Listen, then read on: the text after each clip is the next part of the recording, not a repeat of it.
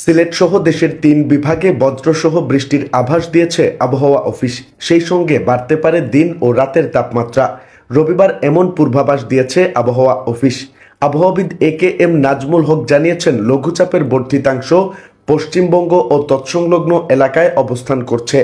মৌসুমের স্বাভাবিক লঘুচাপ দক্ষিণ বঙ্গোপসাগরে অবস্থান করছে। সোমবার সন্ধ্যা পর্যন্ত দেওয়া পূর্বাভাসে বলা হয়েছে, বৃষ্টিপাত অস্থায়ীভাবে আংশিক মেঘলা আকাশ সহ সারা দেশের আবহাওয়া শুষ্ক থাকতে পারে। তবে কুমিল্লা অঞ্চলসহ ঢাকা ও সিলেট বিভাগের দু এক জায়গায় বৃষ্টি বা বজ্রসহ বৃষ্টিপাতের সম্ভাবনা রয়েছে। সারা দেশে দিনের ও রাতের তাপমাত্রা সামান্য বাড়তে পারে। সোমবার সন্ধ্যা থেকে মঙ্গলবার সন্ধ্যা পর্যন্ত দেওয়া পূর্বাভাসে বলা হয়েছে, অস্থায়ীভাবে আংশিক মেঘলা আকাশ সহ সারা দেশের আবহাওয়া শুষ্ক থাকতে পারে। সারা দেশে দিনের তাপমাত্রা প্রায় অপরিবর্তিত থাকতে পারে এবং রাতের তাপমাত্রা সামান্য বাড়তে পারে।